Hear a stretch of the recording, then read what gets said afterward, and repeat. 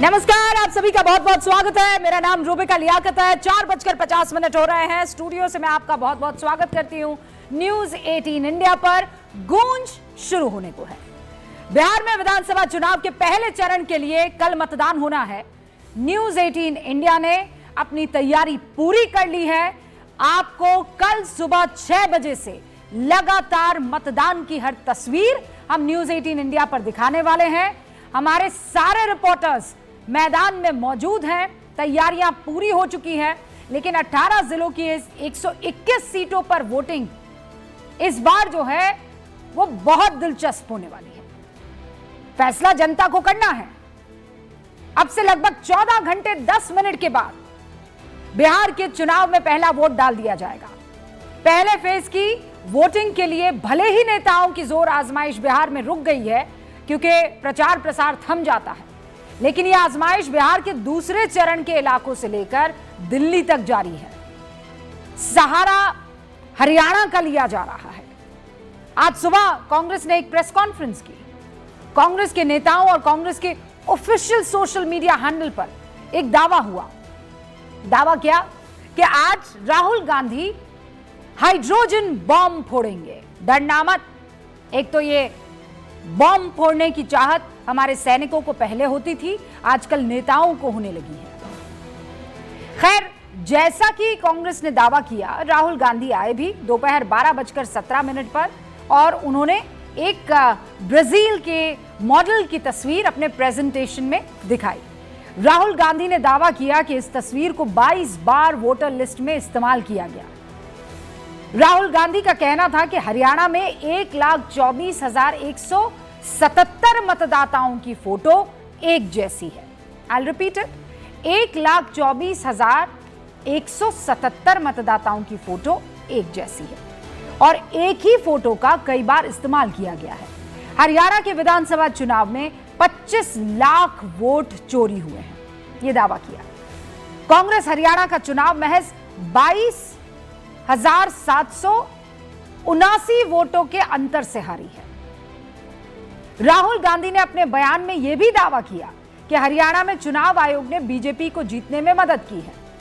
जाहिर है, press conference की शुरुआत में प्रधानमंत्री मोदी और हरियाणा के मुख्यमंत्री नायब सिंह सैनी की तस्वीरों के साथ हमला बोला गया। जवाब देने के लिए बीजेपी भी मैदान में आई। केंद्रीय मंत्री किरेन रिजिजू राहुल गांधी के प्रेजेंटेशन के बाद प्रेस कॉन्फ्रेंस करने के लिए आते हैं और राहुल गांधी को नसीहत देते हुए कहते हैं, लोकतंत्र में पराजय हो या जीत हो, उसको स्वीकार करना पड़ेगा। यह लोकतंत्र का नियम है। यूपीए ने 10 साल सरकार चलाई। हमने कभी चुनाव आयोग को गाली नहीं दी, हमने ओपिनियन पोल को गाली नहीं दी, एग्जिट पोल को हमने कभी गाली नहीं दी। जब एग्जिट पोल उनके फेवर में गए तो बोले बहुत अच्छा, जब विरोध में गए तो मीडिया को गाली दे देते हैं।